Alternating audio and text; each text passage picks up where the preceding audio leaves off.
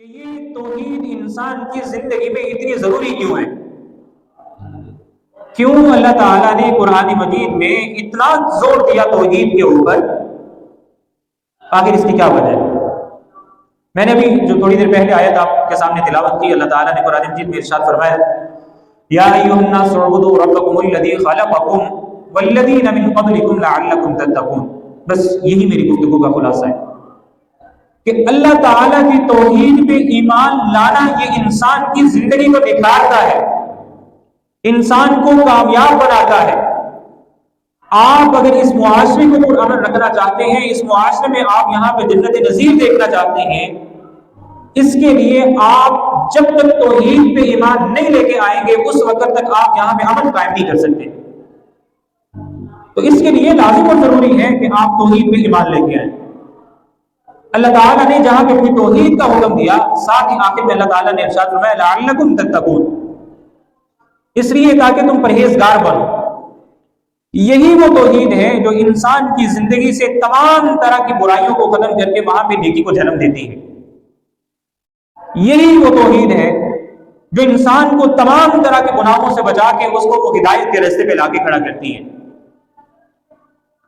اور مشرک انسان کو کبھی یہ چیزیں نصیب نہیں ہوتی۔ اس کی وجہ کیا ہے؟ وجہ یہ ہے کہ دیکھیں، جب کوئی انسان وہ ایک ایسی ذات پہ ایمان لے کے آتا ہے کہ جس کے بارے میں اسے پتا ہے کہ میں جس ذات پہ ایمان لے کے آیا ہوں وہ علیم اور خبیر بھی ہے، میں نے جو کام کرنا ہے جہاں کرنا ہے، وہ جو میرا خالق اور الہ اور معبود ہے وہ مجھے ہر جگہ پہ دیکھ رہا ہے اور وہ میری ہر بات کو سن رہا ہے، تو بہت سے ایسے کام ہیں کہ انسان کرنا چاہ رہا ہے لیکن وہ نہیں کر پاتا۔ آپ اس کو دیکھیں کہ اللہ تعالیٰ نے قرآن مجید میں جو اپنے علم کے اعتبار سے ہمیں جو تصور دیا وَلَا يُحِيطُونَ بِشَيْءٍ مِّنْ عِلْمِهِ إِلَّا بِمَا شَاءَ، ہم تو اس علم کے بارے میں تصور بھی نہیں کر سکتے، لیکن اس نے جس طریقے سے ہمیں احاطے میں لیا ہوا ہے، ہمارے دل میں بات بعد میں پیدا ہوتی ہے، وہ اللہ پہلے سے جانتا ہے کہ یہ انسان کیا سوچ رہا ہے۔ یہ وہ تصور ہے جو انسان کو برائی سے بچاتا ہے۔ دیکھیں، یہ انسان کی فطرت ہے کہ وہ اکیلا جب ہوتا ہے، تنہائی میں جب ہوتا ہے، تو یہ جو نفس ہے انسان کا، یہ پھر اسے گناہ کی طرف ابھارتا ہے۔ تو اس وقت جب کائنات کی کوئی طاقت اس انسان کو نہیں دیکھ رہی، اب یہ عقیدہ توحید اس تنہائی میں کام آ رہا ہے کہ جب یہ انسان تنہائی میں ہے اور اس کو پتہ ہے کہ مجھے دیکھنے والا کوئی نہیں ہے، پھر یہ انسان سوچتا ہے کہ نہیں، کوئی تو ذات ہے جو مجھے دیکھ رہی ہے۔ آپ اگر اس کو دیکھنا چاہیں، آپ چلیں ذرا حضرت یوسف علیہ السلام کو جا کے دیکھیں کہ وہ جب اس نے زلیخا نے سارے کے سارے دروازے بند کر دیے اور اس نے تالے لگوا دیے ان کو، اب جب اس نے حضرت یوسف علیہ السلام کو گناہ کی طرف دعوت دی، اب یہ دروازے تو لگائے جا رہے ہیں اس لیے تاکہ کوئی دیکھے نہیں، اور پھر جب وہ تفاسیر کے مطابق، یہ قرآن مجید کا حصہ نہیں ہے، اس نے جب وہ اپنے الہ اور معبود کو ڈھانپا، اس کے اوپر کپڑا ڈال دیا، حضرت یوسف علیہ السلام نے پوچھا کہ یہ کیا ہے؟ اس نے کہا کہ مجھے اس سے شرم آ رہی، ٹھیک، اس لیے اس کے اوپر کپڑا ڈال دیا۔ تو یوسف علیہ السلام کے دل میں جو سب سے پہلی بات تھی یا آئی وہ یہ تھی کہ یہ ایک پتھر کی مورتی بنانے کے بعد اس سے اتنا شرم کھا رہی ہے، میرا الہ اور معبود تو وہ ہے جو دلوں تک کے حال کو جانتا ہے۔ وہاں بھی جو سب سے پہلی صدا پھر جو اس عقیدہ توحید کے ماننے کے بعد آئی وہ ہے معاذ اللہ، کہ میں اللہ کے پناہ میں آتا ہوں۔ یہ تنہائی میں انسان کی زندگی کو پاکیزہ بنایا۔ اب وہ پھر دیکھیں اللہ تعالیٰ نے پھر مدد بھی کیسے کی کہ جب حضرت یوسف علیہ السلام نے تنہائی میں اللہ تعالیٰ کو پکارا، تو پھر اس ذات نے کہا کہ یوسف بھاگنا تیرا کام ہے، ان تالوں کو توڑنا اور ان کو کھولنا یہ ہمارا کام ہے۔ اللہ تعالیٰ ایسے بچاتے ہیں، اللہ تعالیٰ ایسے انسان کی زندگی کو پاکیزہ بناتے ہیں۔ یہ تو پہلی بات ہے کہ انسان کی جو زندگی ہے اس کو پاکیزہ بناتی ہے یہ توحید۔ یہ اللہ تعالیٰ کے ساتھ تعلق انبیاء اکرام نے آگے جو اتنی لوگوں پہ محنت کی، تو دراصل وہ اللہ تعالیٰ اور مخلوق کے درمیان اس تعلق کو مضبوط کرنا چاہتے تھے کہ جب لوگوں کے درمیان اور اللہ کے درمیان تعلق مضبوط ہوگا، وہ برائیاں جو معاشرے میں پائی جاتی ہیں اور کسی صورت میں یہ لوگ ختم کرنے کے لیے تیار نہیں ہیں، وہ برائیاں خود بخود ختم ہوتی چلی جاتی ہیں۔ آپ دیکھیں کہ عرب کے معاشرے میں جن کی برائیوں کو ہم بڑے چرچے کے ساتھ بیان کرتے ہیں، وہ لوگ قتل بھی کرتے تھے، وہ عزتیں لوٹتے تھے، وہ ڈاکے ڈالتے تھے، وہ شراب پیتے تھے، وہ کیا کچھ ہم ان کے بارے میں کہتے ہیں۔ بھائی آخر ایسا کیا تھا ان لوگوں میں؟ ایک اکیلا تنہا انسان کھڑا ہوتا ہے ان کے درمیان، اور ایک بالکل تھوڑے سے عرصے کے اندر وہ قوم جو صدیوں سے ان برائیوں میں ملوث تھی، آخر اس انسان کے پاس کیا تھا کہ اس انسان نے چند سالوں میں ان لوگوں کو بدل کے رکھ دیا۔ وہ لوگ جو ایک دوسرے کے ہر وقت گلے کاٹنے کے لیے تیار رہتے تھے،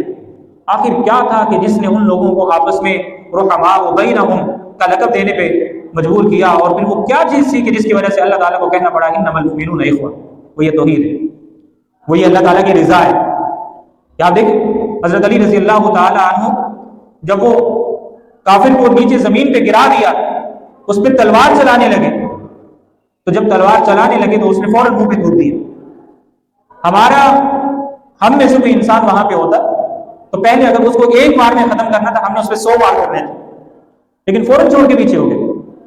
آگے جواب میں غور و فکر کریں آپ کہ جب یہ پوچھا گیا کہ آپ اس پہ قادر تھے اور آپ نے اس کو قتل کیوں نہیں کیا، تو پھر حضرت علی رضی اللہ تعالیٰ عنہ کا جواب کیا تھا کہ اس لیے کہ اگر میں اس انسان کو اب قتل کر دیتا تو اس میں میری رضا بھی شامل ہو جانی تھی،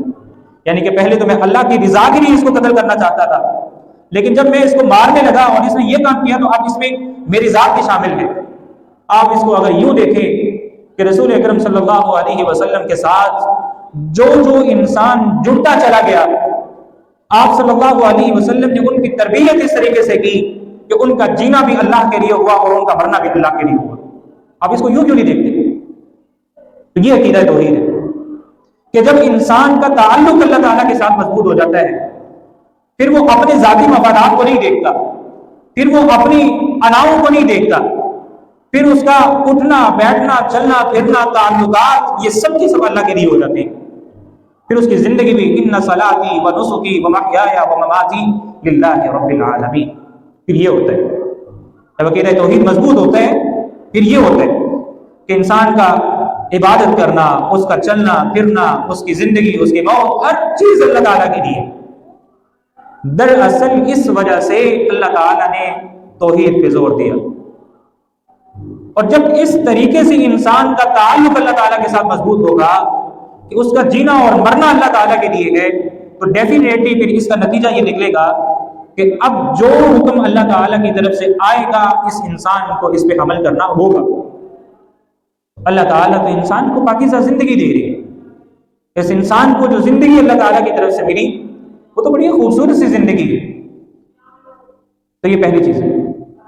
اس کے بعد دوسری چیز یہ کہ یہ عقیدہ توحید انسان کو بہادر بناتا ہے۔ یہ وہ ایک جذبہ ہے جو اس انسان کے دل میں ہے کہ یہ دنیا کی کسی بھی طاقت سے ٹکرا جائے گا، یہ کسی سے نہیں ڈرے گا۔ اگر یہ انسان رب سے ڈرتا ہے، اگر اس انسان کا یہ عقیدہ مضبوط ہے کہ میں جس ذات پہ یقین رکھتا ہوں وہ ذات خالق کائنات ہے اور ساری کی ساری دنیا پہ اس کا قبضہ قدرت ہے، تو جب یہ یقین ہوگا پھر وہ کائنات کی تمام طاقتوں کو اپنے سامنے حقیر سمجھے گا۔ وہ جوتے کی نوک پہ رکھتا ہے ان ساری کی ساری چیزوں کو۔ اگر آپ اس کو دیکھنا چاہتے ہیں تو جائیں غزوہ بدر میں جا کے دیکھیں، چلیں غزوہ بدر سے پہلے چلے جائیں کہ ایک ایسی سوسائٹی جہاں پہ سارے کے سارے لوگ شرک کی دلدل میں پھنسے ہوں، تو ایسی سوسائٹی میں ایک اکیلا انسان کھڑا ہو کے کہے لا الہ الا اللہ، یہ ایک بڑی ہمت کی بات ہے۔ آج میں اور آپ کسی پروگرام پہ چلے جائیں، کسی فنکشن میں چلے جائیں، ہمیں پتا ہو کہ یہاں پہ جتنے بھی لوگ ہیں یہ تھوڑے سے سیکولر قسم کے ہیں، ہم وہاں پہ مذہب کی بات نہیں کرتے کہ یار اگر بات کریں گے تو کیا کہیں گے، بلکہ اب تو یہ بھی دیکھا گیا ہے کہ وہ جو مذہب پہ بات کرنے والا انسان ہے وہ بھی انہی میں شامل ہو جاتا ہے، اس میں بھی شامل ہوں، ہم سب شامل ہیں، ہمارے جذبات ٹھنڈے پڑ جاتے ہیں، اس لیے کہ اللہ تعالیٰ کی ذات پہ ایمان کامل نہیں رہا، اللہ تعالیٰ کی ذات پہ بھروسہ کامل نہیں رہا۔ جب بھروسے کامل ہوتے ہیں، جب یقین کامل ہوتے ہیں تو پھر